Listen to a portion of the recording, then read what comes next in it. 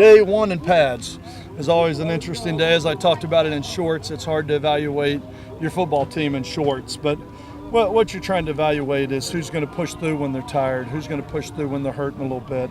It was hot out here today. We went an awful lot of snaps. We went at a really high pace, and right now it's a little bit of organized chaos a little bit, and that's not where it needs to be, and we're not in the shape we need to be in, football shape. And you can run all day, you can do all that you want, but until you put the pads on and play football and strain your body the way you got to strain it, you don't know where you are. I'm anxious to see the improvements we can make from day one to day two, like we did the first day in shorts to the second, but right now we're a long way away from where we need to be. Today was that day where you really do hit that brick wall for some of the guys. How do you feel like they did overall when they hit that brick wall? There were some guys that fought through it, and I think for 90% of them, I mean, you got to learn to play this game when you're tired. It's not always when you're 100% healthy and when you're not tired and you're fresh and it's the first play of the game. But how are you going to play in the fourth quarter in a 12-play drive? How are you going to play when you get tired?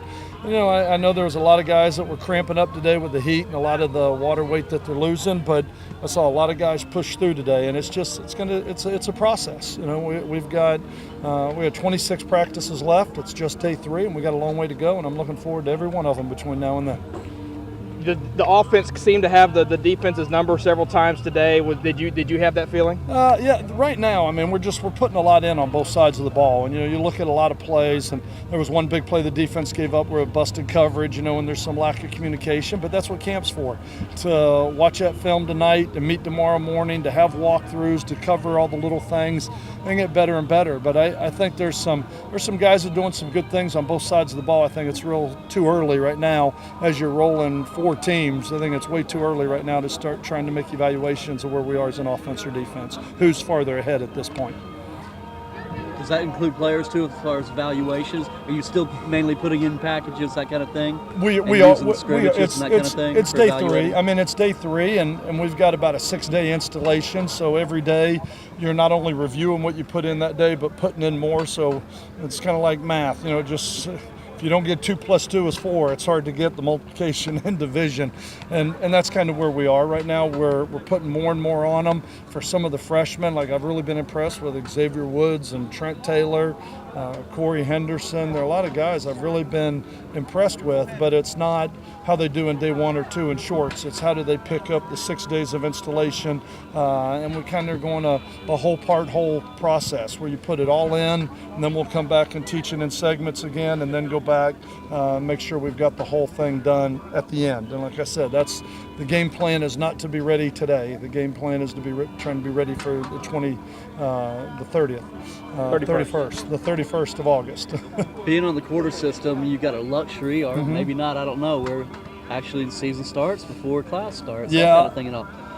Because of the heat, would you think about pushing things back a little bit at some point? I know right now it's good. I mean, it's accomplishing what you want. Right now, no, because I think one of the advantages, we're still going to be in the 20-hour rule week.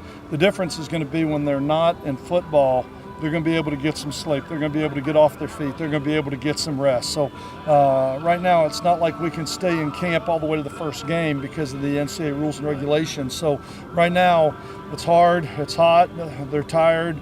But the only way I know how to do this is to try and push through some of these difficult times and keep getting better and better. And then when we start getting to NC State week, they're going to have an opportunity to get off their feet a little bit more and get well rested for the game. Any significant injuries out there today? Don't know on Eddie Johnson. He's the one I'm concerned about with his ankle. I just don't know at this point. We'll get x-rays, try and follow on the swelling. It's way too quick to evaluate it at this point. But he did go down with an ankle injury, and I'm a little worried about that.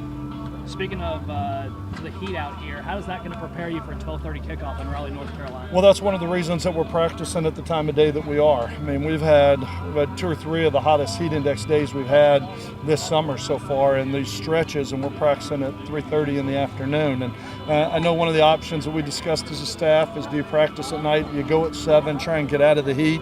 But if we go to Raleigh and it's 12:30, I would much rather have to deal with the heat here during camp in Ruston than I would at 12:30 in Raleigh, North Carolina.